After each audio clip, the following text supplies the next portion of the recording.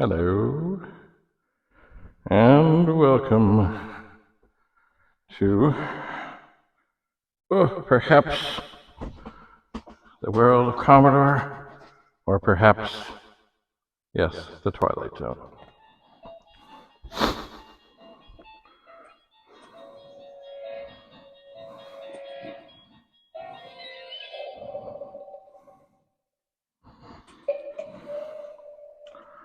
All right.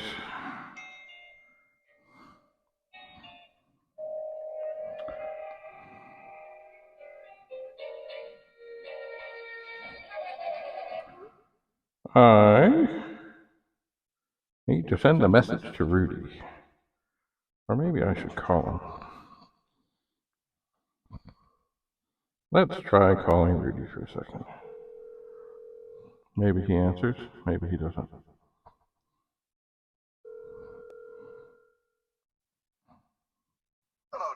Hello, Rudy. I'm in the midst of recording.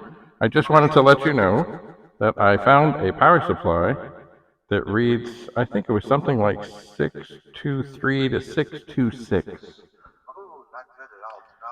No, I will not plug that in.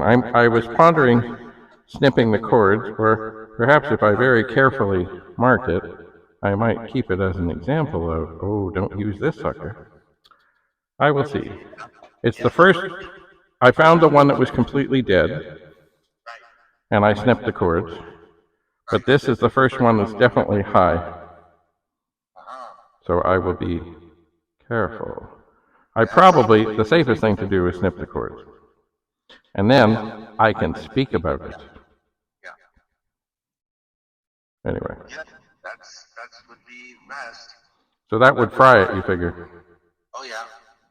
And what do you think it would damage mostly? The PLA for sure. Kaboom. That's the most sensitive of all the chips, right? Yep. Kaboom. You usually get a black screen is PLA. Oh yeah. I just had one that I took one out of its original box, and it just said, I'd only put a thing on it that doesn't work. And so I wasn't really intending to fix things. I think I might have told this. I wasn't really, but I said, oh, what the heck, I'll give it a try. And everything was socketed. And the first thing I said was, I will check the PLA. And that was it. But I had to be careful because it was also the two boards I was working with. It's the one where the PLA and the SID chip are reversed. So on one of them, the PLA chip is up along the whole line of all the other chips, and the PLA chip is down. And on the other one, the other version of the board, the SID chip is higher up, and the PLA is all by itself. So you got to just make sure you don't put the one in the wrong socket. That would be bad, bad, bad. And I think I have done that once or twice, maybe once. And I said, oh, and even though I was aware of it, it's just, oh, yeah. You just, oh, yeah, come out of that one, go into that one. They're all in the same place. Yeah, sure. Anyway, so yes, PLA chip. Anyway, so yes, so far, in all the ones I've tested, and I've lost track of how many, it's certainly more than 5 and less than 10. One dead, one killer, and the rest all seem to be okay. I'm just in the midst of testing another one on a 64.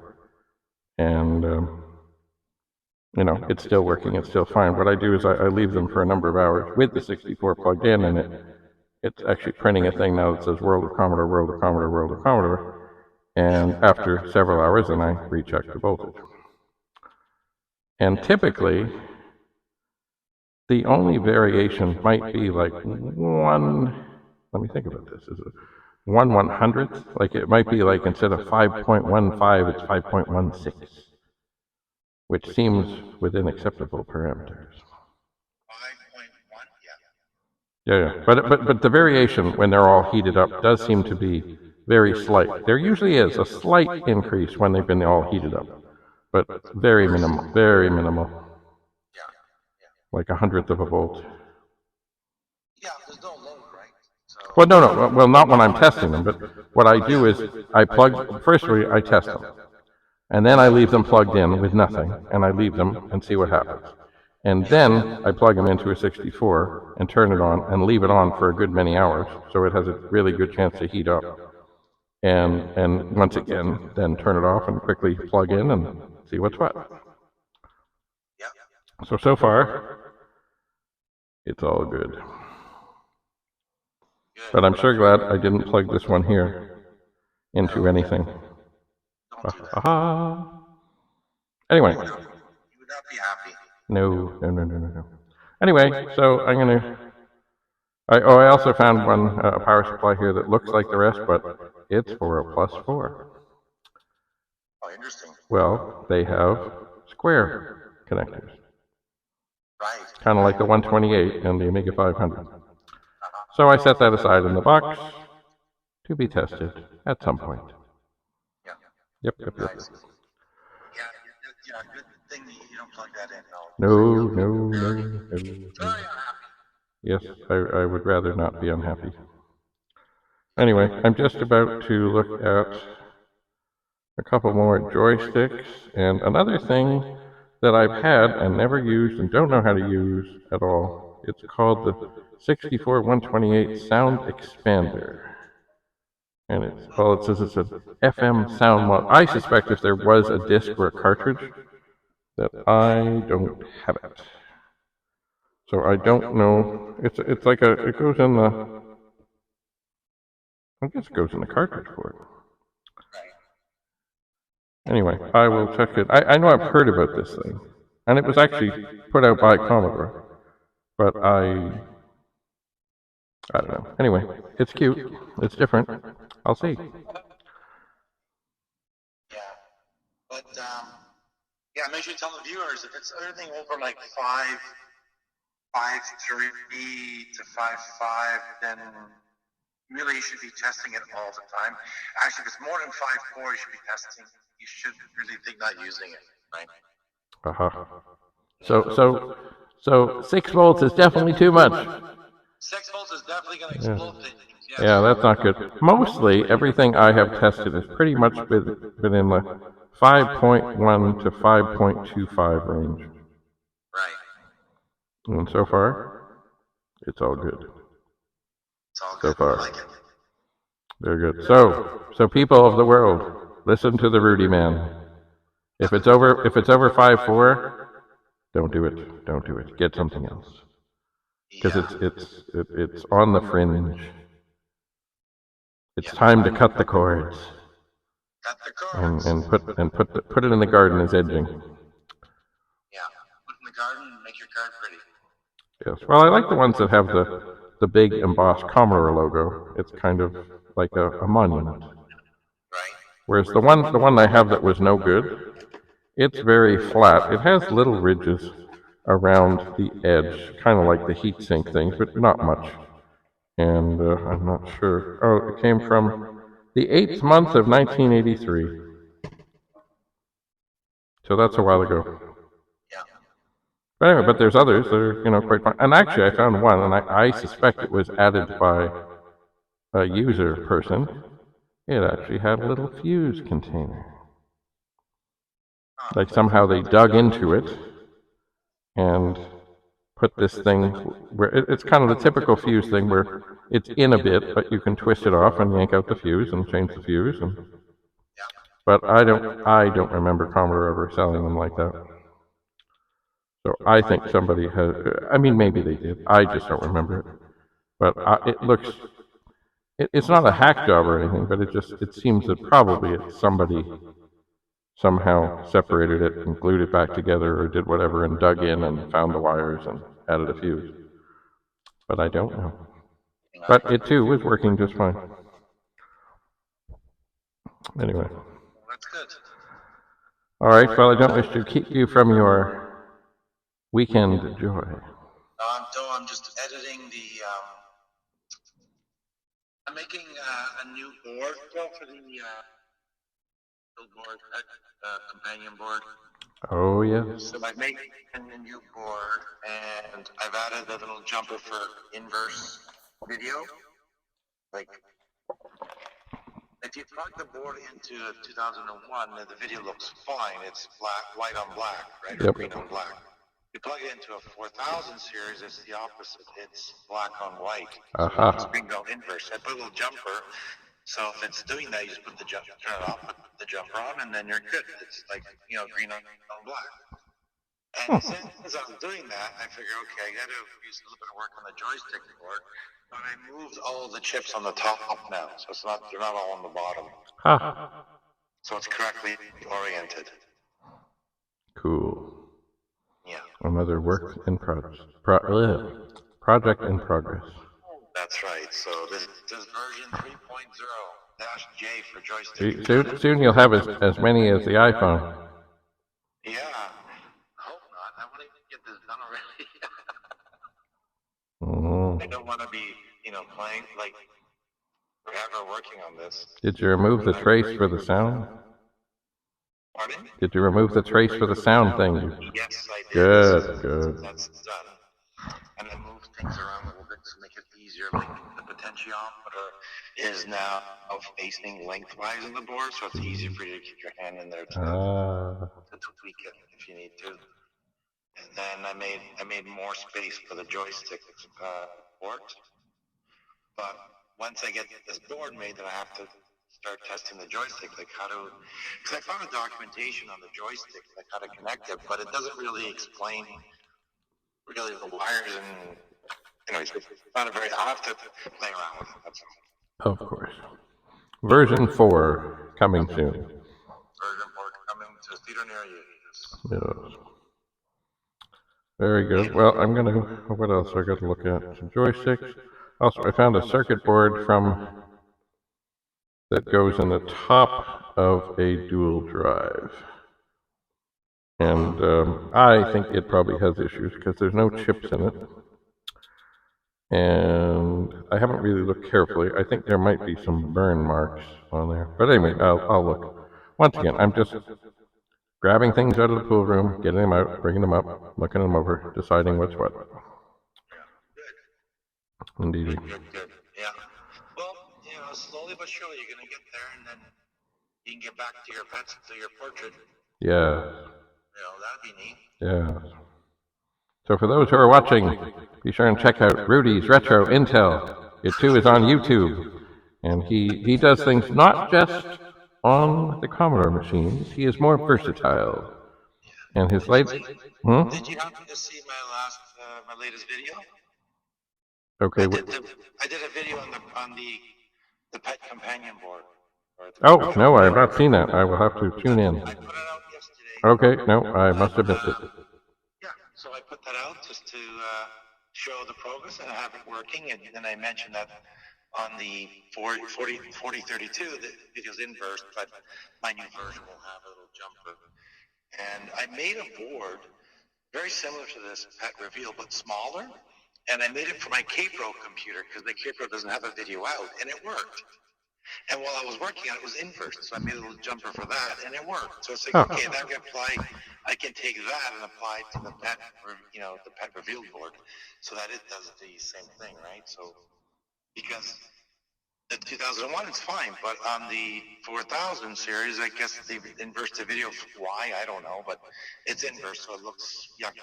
I mean, it works. I mean, you can still do it if you're doing diagnostics and you're playing on the board, you're trying to, fix a board.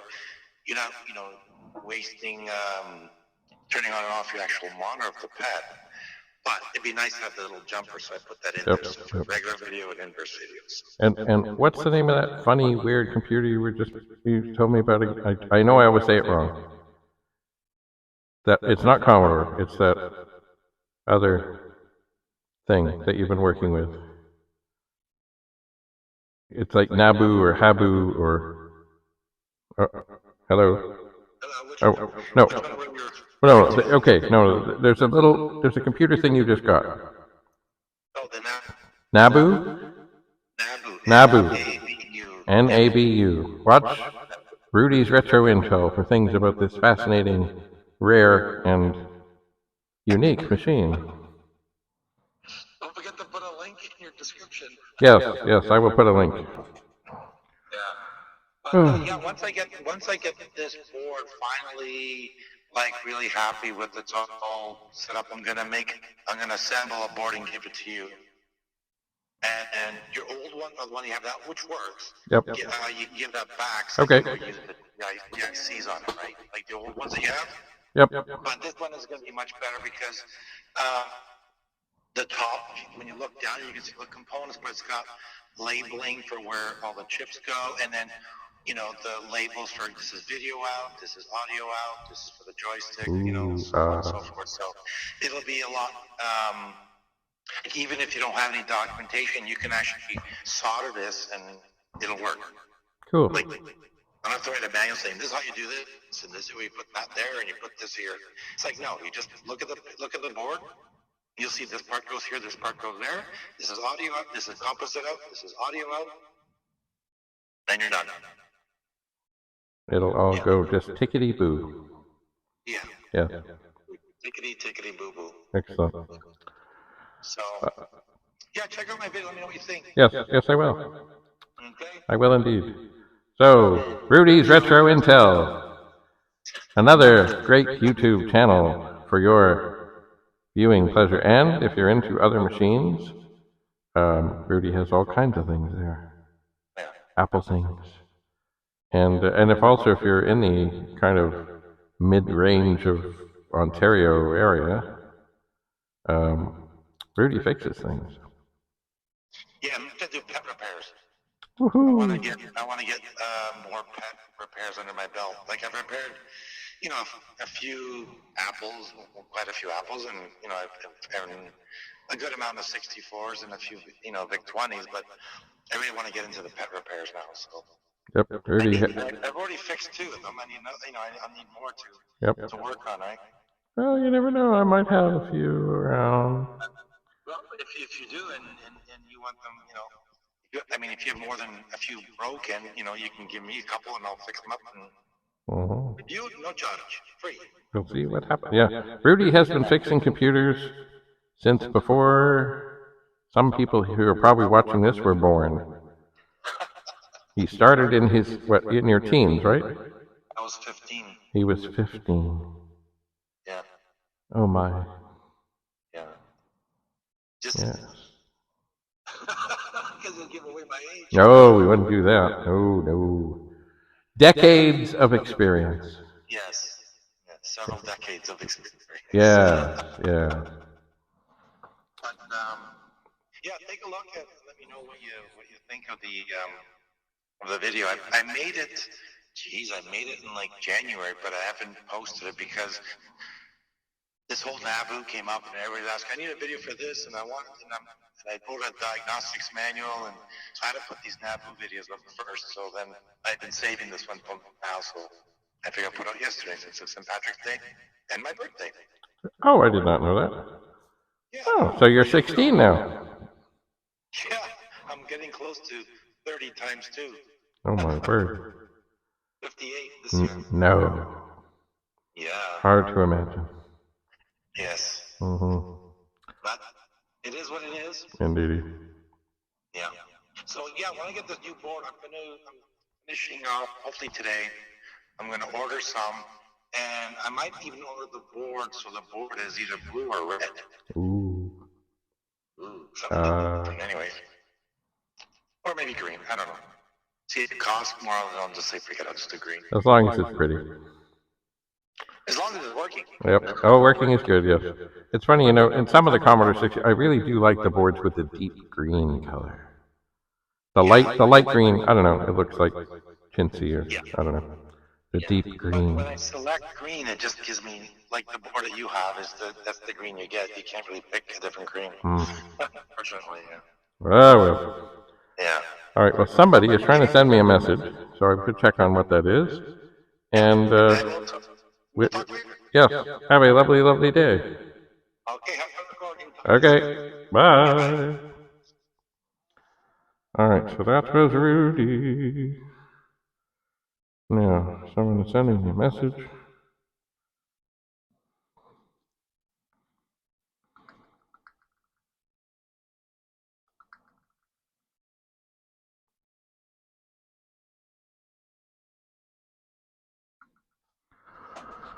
All right, well, that was easy. I didn't know if I would find him home or not. But anyway, always exciting talking to Rudy. So, anyway, many of the things I talked about that I'm going to show you, we'll do in the next video. Thanks for coming. Bye for now.